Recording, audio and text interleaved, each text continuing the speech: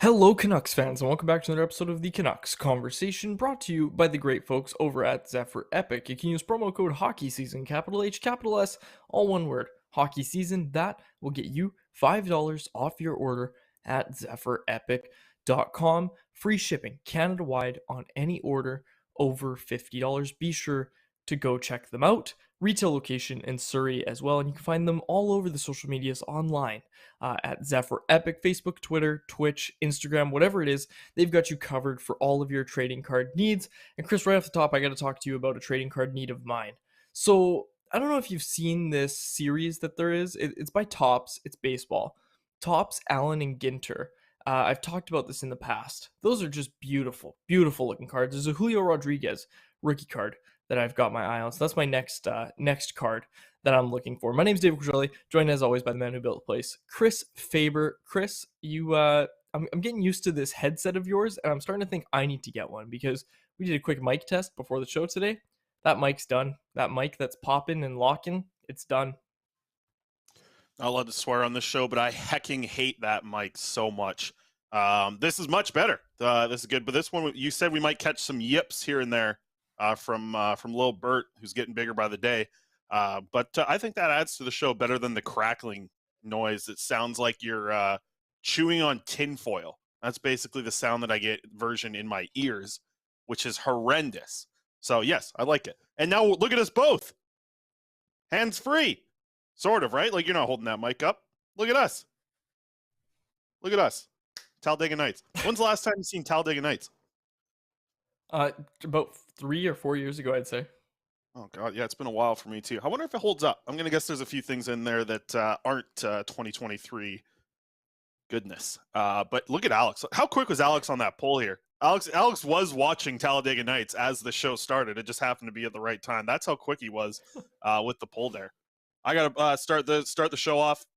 I don't know how these off seasons are going to go because it's like, let's be honest. How much Canucks news was there in Vancouver land? Not a lot. We'll get to a ton of Abbotsford stuff today. We're going to be joined by Jett Woo at 1:15. We'll touch on all the odds and ends, but we're going to spend some time on some other stuff. So I want to start with this energy drink that I got here. Oh, let's go. Skittles energy drink. Because you know why, Quads? What did I do yesterday? I didn't answer any of your 44 text messages in 5 hours there because I was in the United States yesterday morning. So you showed me that can. It says zero sugar on it. Don't worry that about doesn't alarm you at all? That Skittles, something that is branded as Skittles, has zero sugar but tastes like Skittles? That doesn't alarm you at all? I got this advice from somebody to all the haters out there for the energy drink.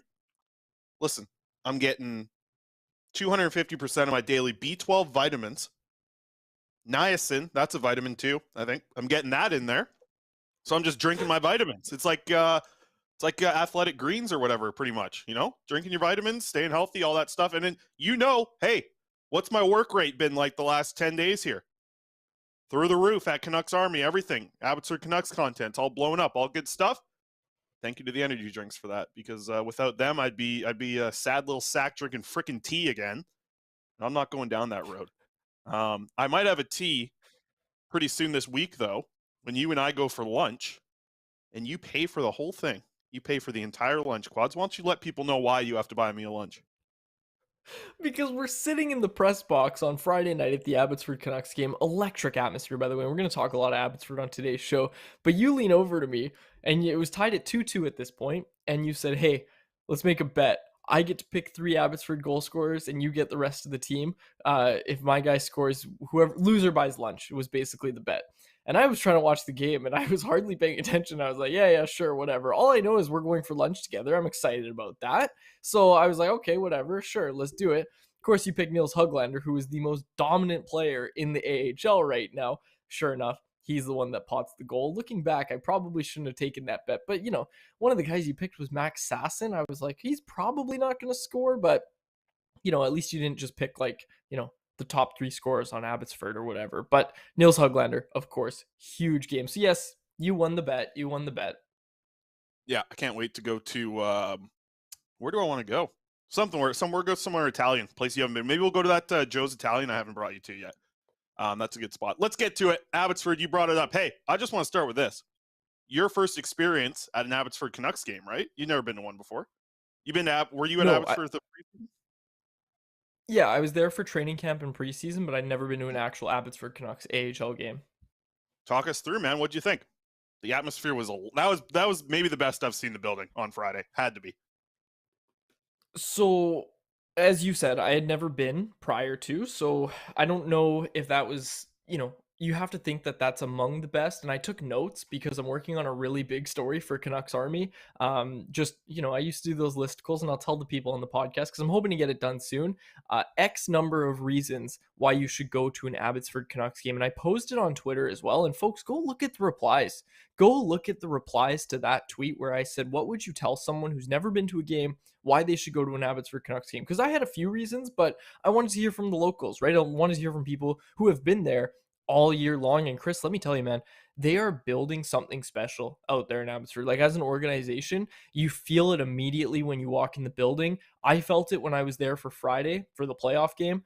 And obviously they sweep the Bakersfield Condors in that series. And, it was a big win for the team because Niels Höglander's continued to be absolutely dominant. But the one thing that I really, really got the vibe of immediately, Chris, was just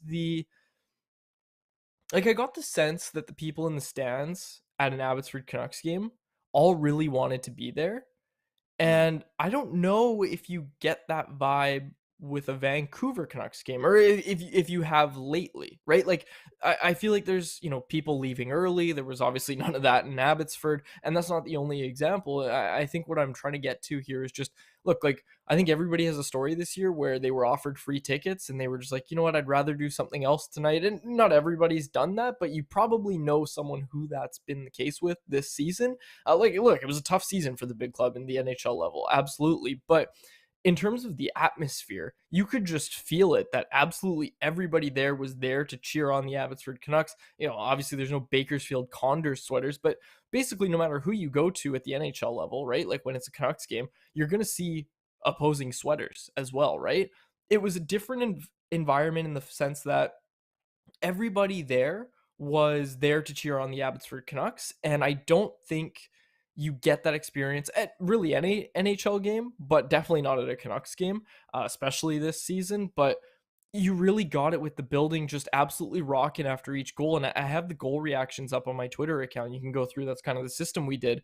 I recorded as soon as a goal was scored, and just the towels, everything about it. Everybody wanted to be there, and everybody wanted to cheer on the Abbotsford Canucks. And this isn't a knock on fans of the Vancouver team.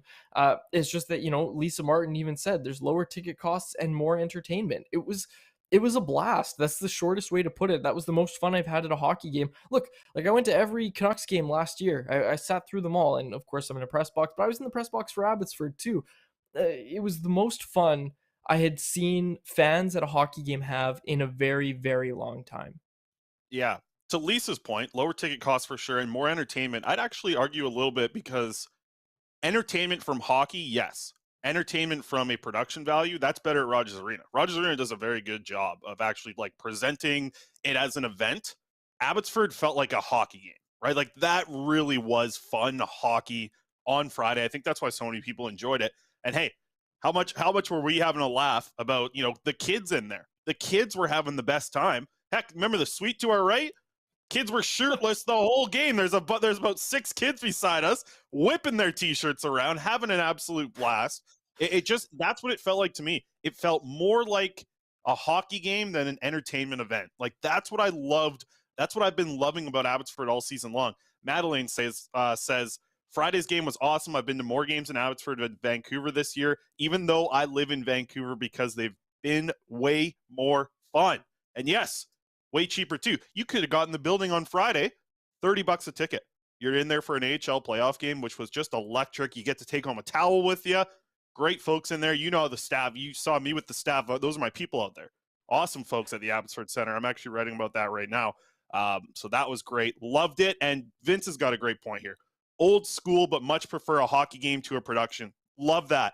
That's what I loved. It was good hockey. You cared so much about what was happening on the ice. And that was the focus. It wasn't what song's playing, what thing they're doing here with the lookalikes. It was all about the hockey game, and you could tell the fans were locked in from the first drop of the puck to the final horn. And Abbotsford takes it 4-2 in that one. Just an awesome experience out there in Abbotsford. We got Jett Woo in less than 5 minutes here.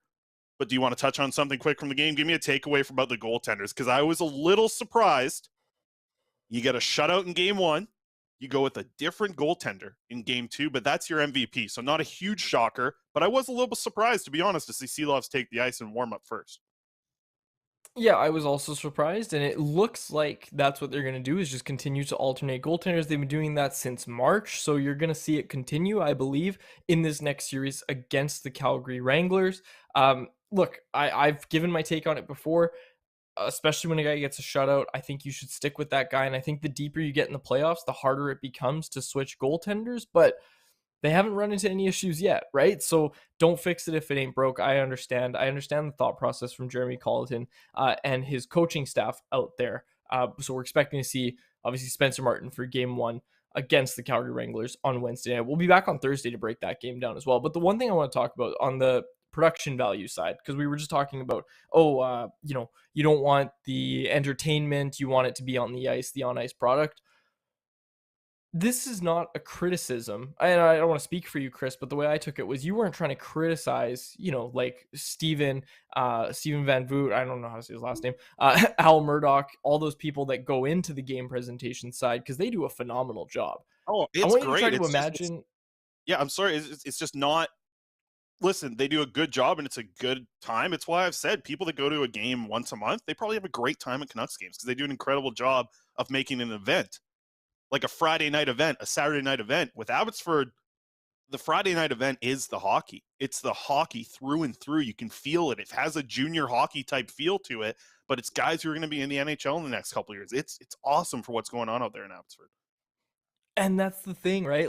That's the thing that I keep coming back to is just that, imagine a Canucks game without all that production stuff, right? Like, imagine it without a pregame video. And I know you saw it like 40 times this year, but for the fan, like you just said, that goes once a month, imagine a game without that. There's not much else going on, Chris. So look, like Abbotsford, you're right, they don't need it, but again, just wanted to make sure we're not taking any shots at the production staff over at Rogers Arena, because they do a fantastic job. But look, there's no denying that the on ice product is better, and that's the other take that I have. And we're just waiting on Jett Woo, so I might have to continue talking about this after. But my main takeaway, Chris, was that, and I said this to you, this feels like a smaller version of what Jim Rutherford and Patrick Allvin are trying to build the NHL club into, right? Like, it's a team that plays with a ton of structure. It's a team that seemingly has really good culture. The players are very close with one another. We understand all that, and we see all that, and it's infectious, right? Like, when we talk about the enjoyment of the game, it was infectious, right? Like, it was something that everybody could feel, no matter where you were on the ice. And I'm sure that's the case for the players. So we'll talk to a player right now, brought to you by Zephyr Epic. Very pleased to be joined now by Abbotsford Canucks defenseman Jett Woo. Jett, how's it going today? Doing well. Thanks for having me. Absolutely, Jett. We're excited to get you back on the show. Wondering, first to start off with, last time you're on here, my co-host David Quadrelli wearing his Snuggie. Are you wearing a Snuggie? I hear you driving around. Is it a driving Snuggie or what? No, I left it back home in Winnipeg, but I got a couple fuzzy sweaters that I'm always wearing around if you ask one of the guys. Absolutely. I wanted to ask about that run in Winnipeg. How much fun was that, man? Because we're seeing you go to cheer on your brother, you're scoring goals. How much fun was that kind of whole week there, going back home for a little bit at the end of the season? Yeah, that was awesome, and on top of that, to get the 2 wins that we did, where it made it even better. But I think all the guys could tell, the coach could tell how excited I was to play there, and kind of like what you said, I was able to go watch my little brother play. That was awesome, and we were able to go eat at my family restaurant as well. So it was a good week. It was a lot of great memories, and we had a good time. Okay, we talked to Artie, I think 2 weeks ago. We talked to Artie about the family restaurant, and he was very impressed. What's the best thing on the menu, and what did the guys seem to enjoy the most? Ooh, you know what? It was funny. We started off with Just the normal dishes, rice and noodles and all that. But then, the food just kept coming and coming and coming. And, for me personally, maybe the chicken balls or you put me on the spot right now. There's so many good things. The lemon chicken is awesome. But no, the guys seem to really enjoy it. It was Vinny Arsenault's birthday the day before, so we were able to get him a cake and enjoy that as well. So, no, I'm glad I already enjoyed it. I know the guys enjoy it. Hopefully, we'll be able to kind of keep that going the next couple times we go to Winnipeg. Yeah, they said they had you running around like a waiter, so I have to ask, who was the worst tipper on the team? I don't know. I don't know if we charged the players to go there. We were just excited to be there. Yeah, absolutely. Everybody spoke really highly of it, so that was great. Kind of end of the season thing to bring all the guys together, and you guys have really come together in these first 2 home games for the AHL playoffs. Jett, we were just talking about the atmosphere and how much fun we had at the game on Friday watching you guys sweep the series there. What is that like? Like, towels going, everything in that arena felt like every set of eyes was locked in on the game, from the first drop of the puck to the final horn. How good is that for a player to know that your city's behind you like that and showing so well at the arena? No, it was amazing. Last year being so disappointed with not being able to play games in the playoffs at home. I think that hit a lot of us, especially that, there's a lot of returning players. So to get that chance to come back to Abbotsford and play a game, we were all super excited. And to hear that last game, the second game would have been, a sellout, just made it even more better. And kind of like you said, those towels, me coming back from Winnipeg, I grew up going to Jets games, going to those whiteout games in the playoffs. And that's a lot what that reminded me of, just a sellout crowd, towels going everywhere. It was a great sight for sure. And Jett, you were obviously in a bit of a different position when you were in the playoffs last year. Your progression this year as a player, it's something we've definitely taken a note of. What's gone right for you this year? I think it's, I'm just trying to take, this next year as another development year and really try to hone into my game, being more strong defensively, move pucks, and, at the right times be offensive as well. And, with all the injuries or call-ups that have happened this year, I think I've been able to, capitalize on my opportunity to kind of step in and help the team where they need me. So I think it's just been able to help my game personally as well as the team. And have you spent any time with the development staff? Like, we obviously know Adam Foote, Sergei Gonchar are there, but also the Sedins as well. What's that been like working with those guys? Yeah, I know. Definitely having the Sedins around in Abbotsford, almost I'd probably say every practice, and having them, work with a lot of guys, myself included, and having their experience, and it shows. Just even it's crazy. You talk about it, and having them even just pass you pucks in practice. Some guys, you'll take it for granted every now and then, but it's 2 Hall of Famers, 2 of the greatest passers to play the game. Passing you pucks, passing you one-timers, talking to you. Just having fun talking to each other. So it's a great experience, and I know a lot of guys love it. How much credit deserves to go to what the coaching staff has done this year, Jett? It feels like you guys are playing with just a different structure than we see in the AHL from a lot of other teams. It seems there's so many periods where you guys are allowing 2 shots against on net, 3 shots against on net. How much of that is on the coaching staff and the players being able to buy into what the structure is being taught down there? Yeah, it's been great. I think it's this year with Jeremy and him, just even the little things that we're working on with changing and where to dump the puck. Just the smallest little things. I think we practice our changes and all that kind of stuff every couple practices, and the show is kind of like you said with how we are in the first, second, and third, letting just a couple shots every period. But I think leading up to games, we have a great game set and plan, and for these playoffs we do too. So it's been great having everyone buy in, and you can really tell when guys buy in because, like you said, we're playing those great periods. So it's exciting for us to show that. Jett, you mentioned you're getting a couple different opportunities. We've seen you on the power play this year. You actually led the team out of the defensemen with 7 goals this year. What happened with the offense there, man? It feels like you've just been finding the back of the net a lot more than you have over your time as a pro. So what changed a little bit this year? Was it about opportunity, or was it about something you improved in your game? I think I just had to shoot the puck a little bit more. I think I went into the summer with a little fire in my belly and not being satisfied for how things went, and Definitely went home, practiced, and all that. But I think as well, just having the guys, go to the net for rebounds, go to the net for screens. It's the little things that we practice that, how lets everyone else be a little bit more successful. So credit goes to them as well for Jett, we want to talk about your teammates a little bit here. Which teammate in Abbotsford, whose impact goes underrated, do you think? Whose impact? That's a good question. The one problem with that is that we've had so many guys getting their opportunity to get called up and not be around as much. You can't forget guys like Phil and Breezeblock who aren't here anymore. Drives who was here earlier in the season. We're lucky to have Woolley back and Jules and all the guys that came back down. But no, we have obviously we have a lot of young guys, but at the same time we have those veteran guys that are super critical and crucial for our team in order to succeed. So for me personally, I can't really say one guy just now. I a bunch of those guys stick out in mind. Just Vinny Arsenault would have been the answer. Jett, I got to ask because 22-year-old is what you're sitting at right now. You came to this league pretty young.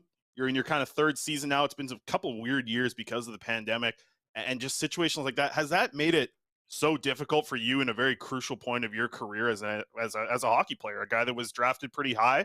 I have to imagine these last couple of years before this year had to be pretty difficult to go through. Yeah.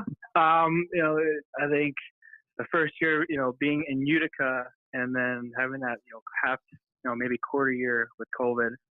And then, the whole change right to Abbotsford and then kind of more of a full year, but injuries, same with COVID a little bit. It was tough. Everyone went through it. Everyone goes through it differently. And for me, like I said last year, I wasn't satisfied for how the season went, and especially losing in the first round of playoffs. And I can speak for a lot of guys. A lot of guys weren't satisfied as well. So for me, it was just getting back to my roots and the reason why the team drafted me in the first place. And that's for me, what I think is I play when I'm playing at my best. I'm playing simple. I'm playing hard and gritty. I'm moving pucks and I'm being being that pest to play against. And I want to be able to play against the team's top lines. And even when I'm not scoring or getting points, that's not necessarily my game. It's those things that I just said. So I think that's something that I'm gonna have to try to keep going into the second round. So I got to respond to your answer there. After seeing the way you guys finished off the season against the Wranglers, this series kind of sets itself up perfect for you to play to your strengths, it feels like. Right. No, absolutely. And they got some good players, some fast players over there. And, I think it's going to be, not just myself playing gritty, but I think the whole team's got to chip away at them. And I think if we stick to our game plan, we've shown that we can beat them and then we can be a top team in this league. Now, Jett, everybody's wondering this. Do you like the AHL playoff format? This is our final question to you, and I know it's totally off the board, but you get the 3 home games at the end there. Hopefully you don't need them all, but 3 home games there at the end. Do you like the AHL playoff format? Because our chat's kind of going nuts about it right now. Yeah, I mean, everyone's kind of got their own say about it. You can look at it, different ways, but for us, going to Calgary for 2 games and then finishing out the series in Abbotsford, I think that plays to our advantage. We were, me personally, I was pretty surprised that they chose that, especially how the series went with them the last time they were here. We love playing in Abbotsford. We love having the home crowd. We know that's an advantage for us. Teams don't like coming to Abbotsford because of how well we play. So I don't have too much to complain about it. Even if they didn't pick the other way around, we still have 2 games back to back in Abbotsford that I know I would be pretty confident in. So, for me, I try not to look into that, just try to see who we're playing. But no, I got no complaints. I'm excited to go to Calgary and then bring it back to Abbotsford. Absolutely. You guys get going on Wednesday. It's going to be a lot of fun. And then a little bit of a break after those 2 games in Calgary, actually. So we'll have to see what happens. But final thing I'll close out with here, and this is the last one from us, even though my co-host just lied to you 15 seconds ago. I got to ask about this because I heard For all 42 games this year, all the wins that you guys have had, One Step at a Time by Jordan Sparks has been played. Do you know every word to that song? And who is the person, I don't even want to say to blame because it's a great song, but who brought that in as the win song for you guys? You know what? I look back at one of our first couple wins of the season. I don't think we had a win song yet. And I don't know who the DJ was at the time. It might have been either Neeler or Bonesy. But yeah, no, it's probably gonna be one of those guys. It definitely wasn't our first choice, but somehow we just came about it, and it was just kind of our thing, I guess, at the end. But yeah, no, it's funny, yeah. Absolutely. So like karaoke, is everybody just like fighting for that song if you guys end up going out or something? I guess so. Yeah. No, at this point, it's kind of just white noise. We're just getting undressed. We're laughing. But no, that's I don't even know who would have started that. Yeah, maybe Neeler, I guess. All right, sounds like it. All right, well, Jett, we appreciate you joining us here. All the best in this series. I know that Canucks Nation has really bought into what this AHL team is doing this year, and especially now in the playoffs. So we can't wait for you guys to be back at the Abbotsford Center. But all the best down there, whooping the Wranglers' ass. Best of luck. Appreciate it. Thank you. Thanks for having me. You betcha. There he is, Jett Woo, joining the show. Great guest to have. And he touched on second time. Yeah, second time this year, right? Yes. Yeah, second time. Also, quick story about Jett Woo. When he started doing it, like everybody else, he did Twitch streaming, playing video games during the pandemic and recording it. Mr. Booth jumped in his chat and was like, "Hey, Jett, can you please wish a happy 12th birthday to my friend Quads?" And that was a distinct memory. Jett Woo going, "Quads, happy birthday, man. The big one, too." So little Jett Woo story that I'll have to tell him about that next time we chat with him. But anyways, he touched on it, and I want to touch on this as well, Chris, because there was people asking in the YouTube live chat.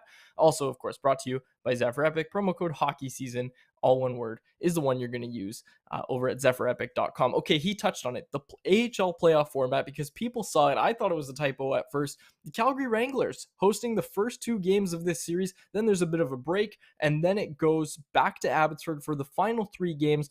Best of 5 series, so obviously that could end with one Abbotsford Canucks home game. They're guaranteed at least one, Chris, but Jett Woo touched on it. Like, that's an advantage for the Canucks, right? And how it works is the Wranglers, the higher seed, gets to pick what they want to do, and the Wranglers were the ones that picked that. So yeah, Jett said it himself. He's a little surprised that they chose that, but like, if you're a Canucks fan out there and you haven't been to an Abbotsford Canucks game yet, you get out there. Like, get out there, get loud when they need you, because hey, they could need you. We don't know what the series is going to look like. Calgary Wranglers are a tough team. They're the best team in the AHL. Canucks matched up pretty well with them this year. It was, I believe, a record of 4-5-1. The preview's over at Canucks Army. I wrote it yesterday. But yeah, you get out there, get loud, make it that home ice advantage that Jett Woo was just talking about. Yeah, I mean, going into the best team in the AHL, there could be some redoubtable feelings there from the Abbotsford Canucks as they roll in to face this team. They have Dustin Wolf, who's the MVP of the league, the best goaltender outside the NHL right now. But man, this team played such good hockey against them at home in that final series of the regular season. And that was playoff hockey, man. That was playoff hockey to set this up. The Wranglers haven't played a game since. They had the bye, obviously, in the first round of the AHL playoffs. They haven't played since the Vancouver Canucks the Abbotsford Canucks end of season games.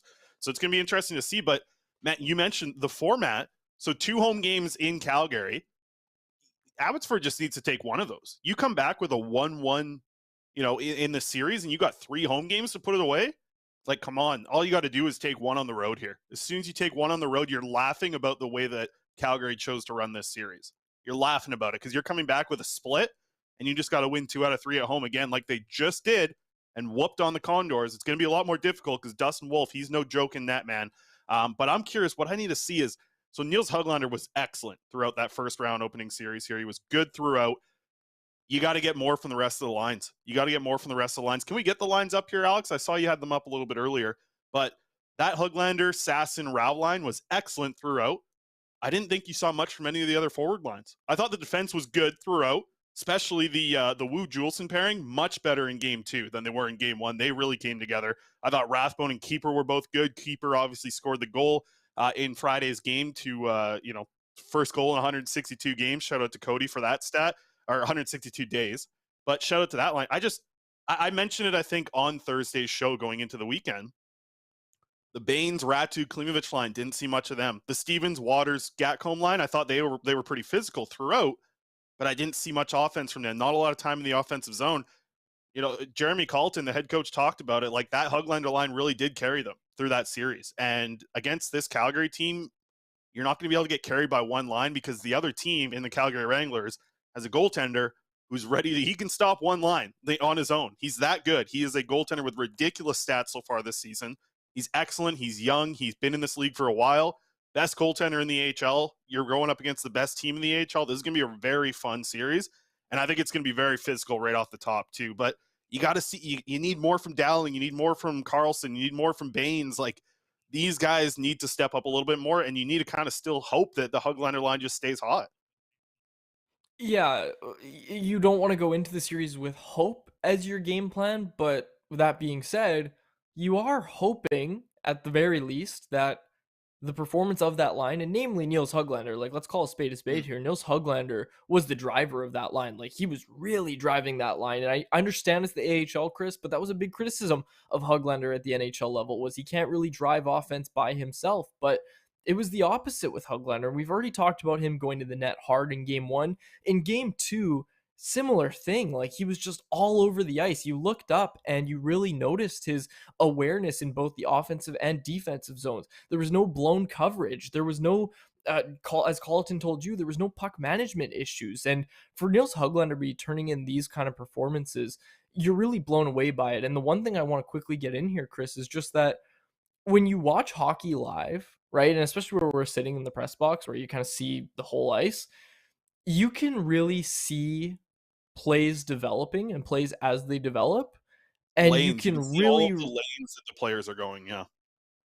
and further to that, you can really see when a player is late to noticing it. Like, you have a wider view, of course, than just the player. It's a hard job to do, of course, but you really notice it when a player misses his coverage, right, or is not where he's supposed to be. You really notice it when you're watching it live. There was none of that. There was none of that with Niels Höglander. And quite frankly, Chris, when it came to breaking the puck out of their own zone, we were even joking about this. Like we said, like, it's weird watching a team just know what to do on a breakout and be able to execute perfectly. Like, the Condors, no matter what they did on the forecheck, Abbotsford was able to just break it out cleanly. You had Jack Rathbone skating the puck out more than a couple times.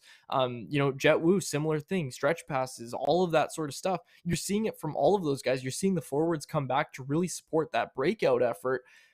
It's just it's night and day when it comes to structure and all that sort of stuff. You're seeing it with this Abbotsford team. And the point I was making right before Jett Woo came on was just that this looks like a watered down version, because obviously at a lower level version of what this management regime wants to see their NHL team play like, and what they eventually want their NHL team to become. It's a lot of fun out there, folks. You got to get out there. If you're thinking about it and you're on the fence, let this be my push over the fence and into the Fraser Valley, into the Abbotsford Center. It is a phenomenal, phenomenal experience. And if you're still not convinced, go read the replies to that tweet I sent out the other day, and check Canucks Army soon. I'm going to be putting it all in a big article. But look, it's a good environment out there, Chris. It's a good experience, good bang for your buck.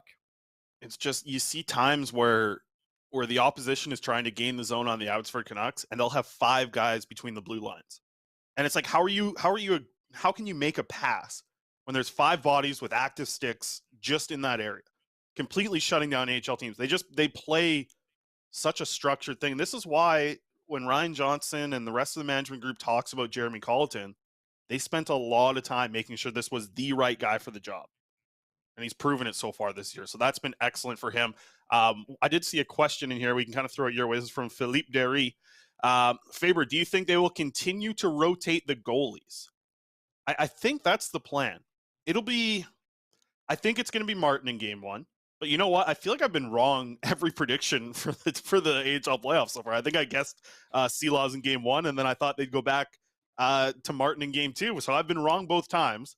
So I'm going to guess that it's going to be Spencer Martin on Wednesday, but that probably means it's going to be Sealaws. So I don't know. Do you have any thoughts on this? Because like I've said this, and I said this a couple times on the show last week, and as well as some of the radio hits I did.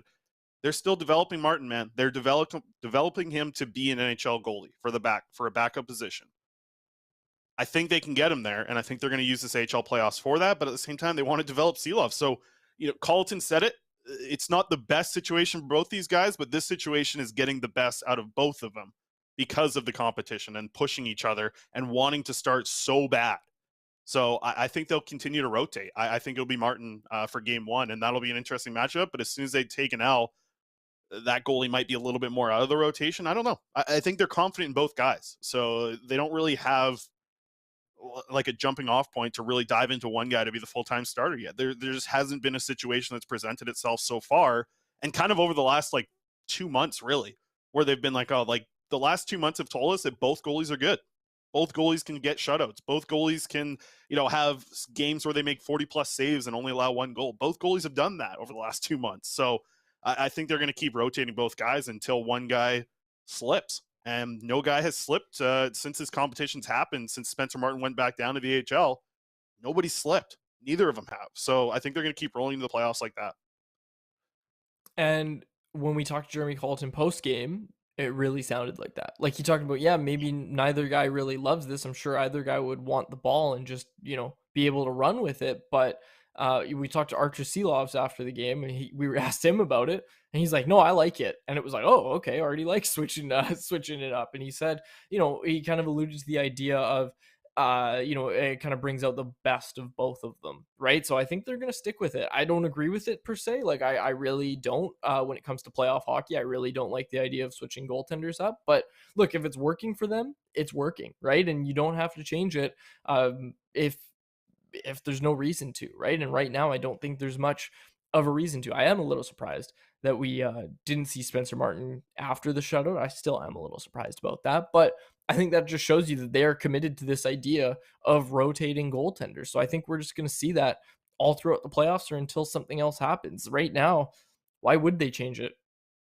Yeah, I'll tell you what. I loved as we wrap up, put a bow on this, and we can double jump on the ticker. I see Alex is probably just smashing tables, breaking pencils, all that stuff. We jump back on the ticker. He hates when we do that. I did want to say it's great to see Canucks Nation get behind this AHL team. Really support this AHL team, not just in person. I'm seeing it online. You mentioned some of the numbers that the articles were doing on Canucks Army from Abbotsford last week. Like, people are really buying in. So it's going to be fun. I hope this team goes on a long run. And I'll tell you what, they're facing the best team in the AHL regular season in this upcoming series. You win this one, get on your horse, leave the Wrangler behind, and you're moving on in the AHL playoffs. It'll be a lot of fun as it goes on here. And best of 5 series, by the way. We kind of touched on it with some of the stuff here. Best of 5. So you need 3 wins to move on. Let's get to it. Jonathan Lekkerimäki exploded for 4 points in 1 period yesterday. So I just get back from the United States, doing my shopping, got my Skittles energy drink and all that good stuff. Whole bunch of Gatorade flavors. Don't get me started here on the Gatorade flavors too. I hit the honey hole AM PM, the gas station. This place Quads AM PM? Oh, laughing. I went to one of these ones where you can in the States they got these. They probably have them in Canada too. Down in the States though, a lot of these gas stations, they got showers. $7. Go take a shower at the gas station. So what it was, that had the best, all the flavors. Anyways, Jonathan Lekkerimäki, I get home. He's got 2 points in the period already. I start watching, picks up 2 more, 4 points. Let's get the stats up here for Jonathan Lekkerimäki up to this point. We got the video here first, actually. Whatever you want to do, Alex. Whatever you want to do. You play one or the other. So here's the 4 assists from Jonathan Lekkerimäki in this game. First 2 were primary, and this is all in 1 period, folks. All in the 3rd period in a game that was back and forth. It was a 7-6 final. They ultimately lost. But this backdoor feed from Jonathan Lekkerimäki right onto the backhand of Linus Klassen, and he puts it in the back. And then a couple of late ones on the secondary form here from Jonathan Lekkerimäki. He's been great. He's over a point per game now in his 12 Allsvenskan playoff games. And I'll tell you, he's finding it a little bit more like a good amount of physicality from him. But I really think with him, he is going to stay in Sweden, right? He's not coming here to North America next year. Everybody wants him to be in Abbotsford. I'll tell you this for free. He would be getting pushed around in the AHL badly, okay? He's still not strong enough to be in the slot. He's still not strong enough to be in front of the net in Sweden. You got to be strong enough in Sweden to be able to come play in North America around those areas. That's why I love Lucas Forsell. Hey, he's strong enough. He's young too. He's 19 still. But Lekkerimäki's got to get stronger. He's going to have an opportunity to do that this year. Heard Rick Dollywall talking about this on Donnie and Dolly today. We'll have to see what happens with Djurgården. If they don't win this series, and they're down 3-1 in this series right now, there's some talks that Lekkerimaki might move to a different team so that he's in the SHL. So could be interesting to see what happens here with Lekkerimaki. We'll get into contact with him after his season's over. I'm not going to text him right now. It's too busy for him. 3-1 in this series. We'll see what happens. Their next game, I believe, is Wednesday. So they have a whole bunch of days off here in playoff hockey right now at the AHL and the Allsvenskan League. Like, figure it out. Play some hockey. But we'll have to see what happens with him. But right now, like you can see on the board right now, if you're watching on YouTube, 12 games played, 4 goals, 9 assists, 13 points, and a +4. And I looked this stat up the other day. So his last 8 games, his last 8 playoff games, positive Corsi in all of those games. So really impressive stuff from Jonathan Lekkerimäki, really turning things around the playoffs. We've been talking about it for about a month now, ever since he started ripping it up and kind of returned from injury earlier than we projected as well. So good stuff from Lekkerimäki. We got a Burt Cam here. He's knocked right out. Good curly dog right there.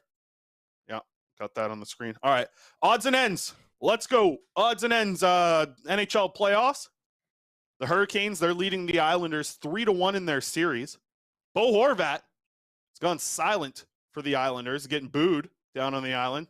They're giving him those boos for free. He's got 3 goals and 6 assists in his last 23 games for the Islanders. To finish off the regular season and in these playoffs, 3 goals and 6 assists in his last 23 games. After, you'll remember this, in the bubble, Bo Horvat had 10 goals in 17 games with the Canucks. He was a driving force. That goal he scored against St. Louis, you remember the toe drag? Sent the guy into the board sign. Like he was playoff Bo. Has not been that for the Islanders so far this year. Yeah. Look, I don't want to rag on a former player and stuff because Twitter's doing that more than enough, but you had to see it coming, right? Like, to some extent, you had to see this coming, and obviously the Islanders give him the big payday, but like, you had to see that regression coming, and you just, like, did the Islanders watch how Bo Horvat scored his goals when he was in Vancouver, like, before trading for him? Because they don't really have that elite level puck distributor. Obviously, Matt Barzal does a fantastic job, and when he's playing with Barzal, he's done pretty well, all things considered.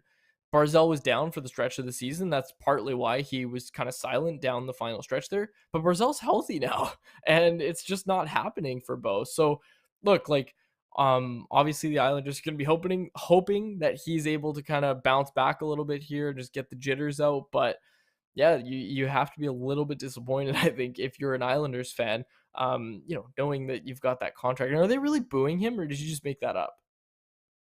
I don't know. They were booing last night the game. They were booing everyone. So yeah, they're booing him by association. Everybody's getting booed. Okay. Jesse's got a good comment. Yeah, bumper or die. Hey, listen, maybe they only watched him at 5-on-5. They didn't see the goals. You got to get the puck to him in the bumper. That's his spot, man. That's where he scores. And off the rush. Those are the way Horvat's going to score. He hasn't done much of that so far this season. Lisa says AM PM gas sucks. Don't fill up there. I didn't fill up there. I drove by and I was like, "Ooh, look at the size of this gas station." Got me all excited. But we didn't make it to Costco. We were there too early. We left at 6 in the morning to go down there and just get it done, get it out of the way. I got my Trader Joe's spices and all that stuff. I'm good. Okay, a couple more NHL things from last night. What else do we got? The Bruins, they're leading the Panthers 3-1 in their series. They're probably going to roll on through here. Stars and Wild tied 2-2 in their series. So that's a little bit of an exciting one. Maybe we get a Game 7 out of that. And another one we might get a Game 7 out of. I know it's near and dear to your heart, Quads, as you're wearing your Edmonton Oilers underwear underneath that outfit of yours. The Oilers came back last night, overtime win last night in LA, 2-2 in that series. They're heading back to your favorite city in the world, Edmonton, for this series. Any takeaways here? I know you're locked in with all the Oilers Nation guys over there. No, I was telling you, I'm all focused on the Leafs right now. I'm running the Leafs site over at Nation Network right now. But no, in all seriousness, yeah, the Oilers series, I did watch that game last night, and look, you watch them, and honestly, like, when they were down 3-0, Chris, just with how good of a defensive team LA is, I thought that was it. Like, I thought that was it. But, you run into some penalty trouble. You give that power play, one of the best power plays of all time.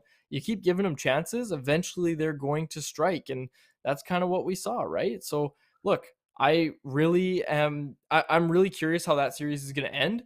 I still think it's Edmonton. Like, I think Edmonton's going to win the series. I don't know if that, I don't want to be one of those people that's like, that was the turning point of the series when they came back and won that game. But look, I'm curious at the very least to see kind of what happens. And like, you watch that game and just look, I know it was only one power play goal that they scored, but it just started them off, right? Like, when you score that first goal, it almost just opened up the floodgates, it felt like, for the Oilers. It was Evan Bouchard, I think, was the one that blasted home the shot there. And there's a lot of talk in Edmonton. I know this for sure.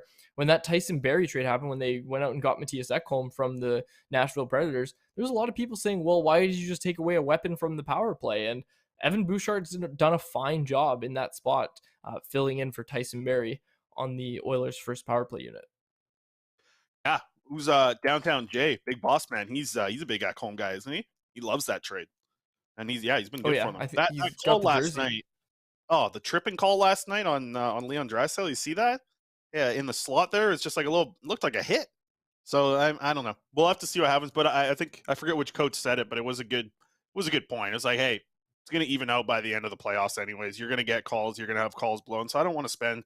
I've seen a lot of sports shows around today spending a lot of time on the refereeing, and it's just like, hey, they got a tough job. Yeah. Refs hear it from the fans all the time. They're never going to be praised for their work.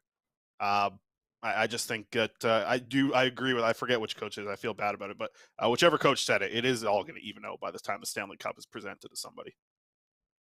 Yeah, but also, let's not have this idea that, oh well, what can the NHL do? Because that's a lot of the takes I'm seeing right now. Some former players, a lot of people on Twitter just throwing it out like, you can complain about the refs, but what do you want the NHL to do? I think it's pretty simple. Make them available for media pools. Like, make them available to answer. Come on. No. If you want to change something, and I don't like it, but I don't like that idea. I don't think that's going to help anybody. That's just going to create more drama. Hearing the refs talk after the game, because what are they going to say? Like, yeah, I screwed up the call or whatever. They're never going to say that. They're not going to be 100% honest. They're going to answer like general managers talk to us at the end of the season. They're just going to do, they're going to be trained how to speak about their blown calls, and it's just going to be like a robot talking to us. I don't think you're going to get anything there. You're going to get accountability. You're also going to get less game management and all this other crap, because they're not going to be able to come out and say, you know what, I gave a penalty out earlier, so I thought I should give one here. They're not going to be able to do that. You need some sort of accountability. Make them available. There's no harm in that, other than us getting home a little bit later. Like, there's no harm in that. I think you got to do it. And hey, if it's more drama, good. The NHL needs that. The NHL needs more engaging stuff going on in their league. The problem, it's not a con, I don't think, if you have more drama. Like, that's what you want. That's what you want in the NHL. It's petty drama. It's not actual drama. It's you're not going to get anything. You're not going to get anything juicy out of a ref, man. There's no chance. I think it's a waste. It's a waste of time. You might. If you anything, might get it. Here's the thing I would do. If anything, and I don't like this idea, but it's better to me than just talking to the ref after the game. You're not going to get anything from that. But there needs to be some sort of way to review penalties a little bit different. I know they've changed it for like majors or minors or high sticking, all that stuff that's been changed a little bit. I think you can have, like, in playoff situations, I wouldn't do this in the regular season, but in playoff situations, I don't have a problem with the call just being correct and having your best eyes, whether it's in Toronto or New York or wherever you want to send it to a video room, have them come to it. It's just, to me, it's tough that's why I don't like the idea of a ref talking after the game, is because they made that call in the speed of play, and they might be wrong. You're not going to gain anything or change the game from them talking about it after the game. If they made a call that was wrong in the heat of the moment and they want to correct it, do that at the NHL. Let someone in the NHL or officiating handle that. Do that and make it a review type of situation. You don't change the game at all from a post-game interview of a ref saying, like, if I think about post-game interviews with refs, or I think of the umpire who blew that perfect game. Did that give that pitcher that perfect game? And I'm forgetting his name. I'm blanking on it. He threw a perfect game, and it was the one he blew the call at first base. You might remember this. You're a baseball guy. You're wearing a hat. Do you remember the Jim ref's Joyce? Name? Yeah. Jim Joyce was the umpire, not ref. And Whatever. Armando Galarraga was the pitcher Yes. for the Tigers, who had his perfect game taken away, I believe, in the 8th inning by just a blown call. I think wasn't it 2 outs in the 9th? I thought it was like last call. No, I Could be. don't think. I think it Now I was. gotta look I it think up. it was. I thought it was Yeah, the we might- 8th. But what I'm saying, you can look it up here. What I'm saying is that doesn't give him a perfect game. I mean, in his mind, maybe it's like, okay, I guess he sort of, thinks he did throw a perfect game. But I don't know, man. I don't think it comes back. It's not going to change the record books for it. And it's the same thing in a game. Like, hey, say there's a blown call in overtime. They can't review it because it's a minor. The teams end up scoring on the power play to win it, and it's over. What the hell are you going to gain from the ref talking about, maybe I didn't make the right call in game 7 in overtime there? Like, if you were able to review it, there's something that actually changed the outcome of the game. You're not getting anything from a ref after the game. You were right. 1 out away was Galarraga there. But back to the point, back to the conversation. We're a little over time. Alex, if you need to dip, go ahead. We'll close this out ourselves. This will go on for about 20 more minutes, I'm sure. Alex but is good. You back got to the sticker back point. on track. Alex is fine. That's right. But back to the point, Chris.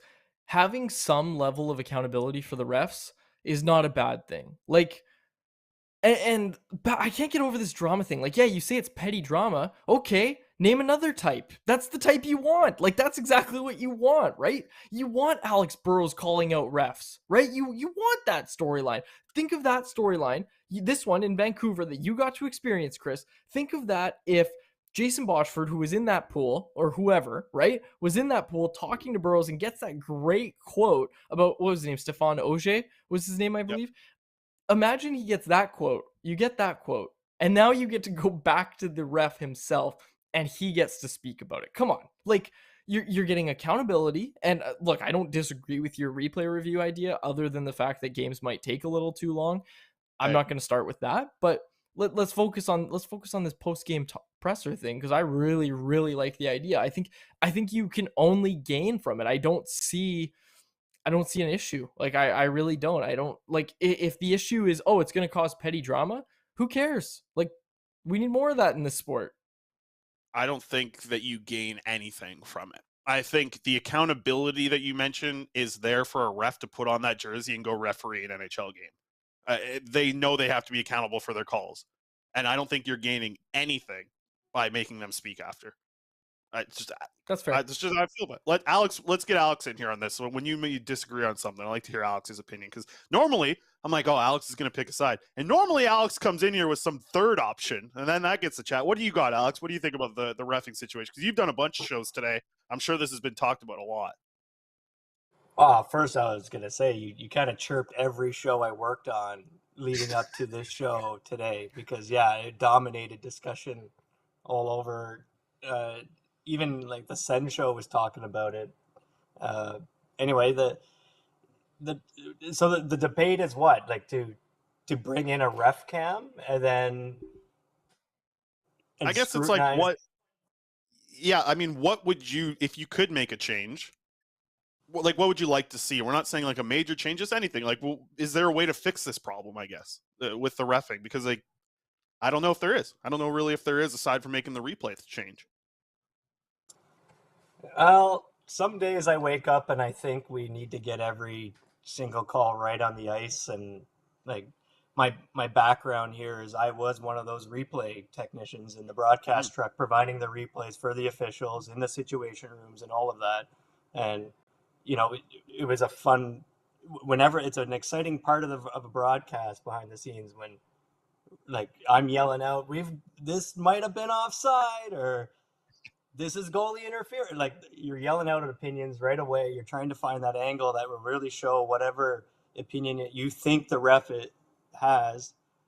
And then if there's a ref cam, and I've worked a ref cam before, Memorial Cup, sports that used to put ref cams on the helmets of the ref, but that doesn't tell you where they're looking, like in their eyes and all this stuff.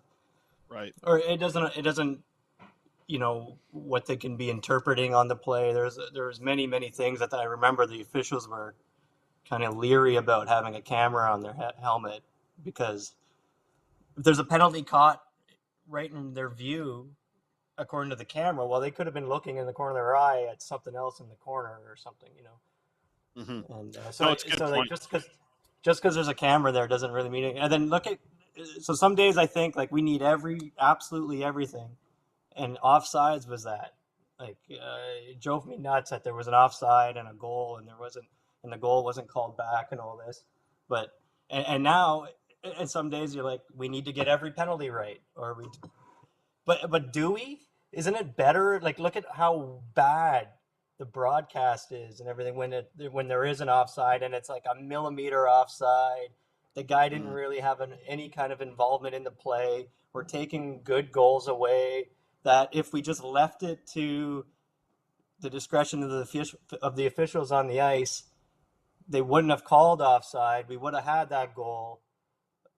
The same kind of deal with penalties. Like it's kind of, some days I wake up and think we need them all called, and some days I think, let's just have that human side to it. Like why even have officials out there? If you could put cameras everywhere and hotspot every spot on the ice and just have a horn go off when a penalty is called or something like that. But it would eliminate so many elements to the game. So I don't know. It's a good debate.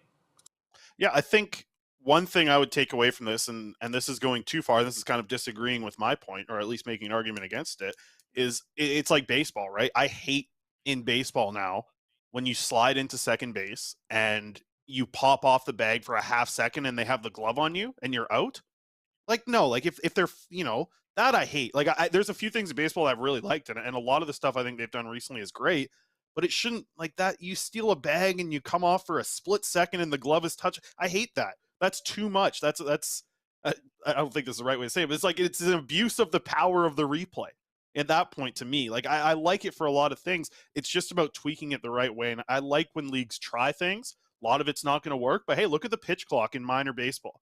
Right? Like when we were watching the Vancouver Canadians last year, watching Ricky Tiedemann, our buddy, throwing games, pitch count was in there in single A back then, and they moved it up to the MLB because it worked well. So try these things in the AHL. Try this, like this series situation with the AHL. I wonder what they do with that for maybe like play-ins. Right? Are we going to see a play-in for the 8, 9, 10 teams in the NHL soon? Because it's kind of worked in the Pacific Division. Like, hey, all the top seeds won in the AHL Pacific Division. They just had to play a couple games, and now they're warmed up for the playoffs. I'm curious. Like, they are trying different things. I just, I don't know the right answer, and I think it'd be good to get the refs in this conversation with the NHL, with the top players, with the union, all of it, and see if they can find out a way that makes sense for everyone. Because we can have our opinions. All the other shows that Alex does, all 12 of them, before he comes on with us, they're all talking about it, but we don't know. We're not on the ice with it, and I think that's what you need to hear the opinion of, is the players who are on the ice, the refs on the ice, how they can make this better. It's not going to be us with headsets on and mics in front of you and dogs in the background barking. It's not going to be us who figure this out. It's going to be the people on the ice that figure it out. Yeah, and like the final thing I'll say to it is I do want to give the NHL some credit because there is a level of accountability that I don't think a lot of people really know. And Dave Jackson, former referee, now with ESPN, of course, spoke with our friend Nick Alberga over at Leafs Morning Take. And I know it's a Leafs show. I understand you don't want to read your Leafs content, but really insightful interview. He was talking as well. He spoke about like Michael Bunting and stuff. But one thing he talked about was how refs do have a level of accountability where after the game, they have to go answer to a head ref, and basically they go over every call that they made in a game, and sometimes the non-calls as well. They go over it and they have to kind of explain what they saw and all that sort of stuff. And look, like it's similar to what I'm saying, except the press doesn't get their hands on it, so you can understand why we would probably want, well, I at least, you don't, why I would want to hear what's being said. I find it interesting, but yeah, like that is something that happens right now, is there's always someone evaluating these refs. So I don't know, like just wanted to get that out there because I'm not trying to say that NHL refs aren't accountable at all just because they don't have public scrums. Yeah, no, fair enough. I get it. Quick notification from the Canucks. Nothing. They're just talking about Toyota. All right, let's wrap things up on that note. It was funny. I said we're not going to talk Real about quick, hockey. I'll just quickly get in. It was a really, really cool way to watch a hockey game was through that ref cam, because we put it on linesmen some games too. Once the refs were kind of worried about calls not being called and all that, so they threw it on the linesmen. And when there was like scrums and stuff, they would cut to the this ref cam right in the heat of the moment. It was awesome. That is awesome. That's cool. I see Jesse said they got to get one of those 360 Google Earth cameras on the refs. They'll just be skating around with like a big disco ball above their head, getting every single angle for us. That would be that's a lot of work, and that wouldn't be great probably in the end. But it's a fun idea. Final thing I want to say before we close out, Quads, before you take this puppy home and go see your puppy. Don't say this often, but hey, rate and review the show if you're listening to this on Apple Podcasts or Spotify. We appreciate it, and it'll help more Canucks fans find this show throughout the off season. It's actually a spot, and we've talked about this, Quads, doing the show for a few years here. Seems to be where we pick up a lot of our new listeners throughout the off season. A lot of other shows are going to shut down. We're going to still keep going. It's not going to be 5 days a week anymore, but we are going to keep the show going. Maybe you catch us on podcast. Maybe you catch us on YouTube. If you do catch us on YouTube, throw a like on that video. Very much appreciated. And for the same reasons, more likes we get, the more comments we get, the more people will see this video. And then the more people we can have engaged here with the Canucks Conversation podcast. That wraps it up for my end of things. I don't know how to do the outro, so I'll send it back to Bert's pop over there, David Quadrelli. I'm very excited for the Abbotsford Canucks Conversations to continue. We'll be back on Thursday. But in the meantime, and in between time, don't you dare interrupt me. My name is David Quadrelli. Thank you so much. On behalf of my co-host, Chris Faber, who has something to say, so I won't actually be able to wrap this up properly. Oh, we got the Eagle Cam, folks. Those in the YouTube can see we have the Eagle Cam up. Alex Lard is our technical producer. Chris Faber is my co-host. My name is David Quadrelli. Thank you so much for listening to another episode of the Canucks Conversation. Not sure what to do with my hands at the end here. Thanks for listening to Canucks Conversation. Hit the subscribe button to never miss an episode. How about keep it to a thank you, Jim?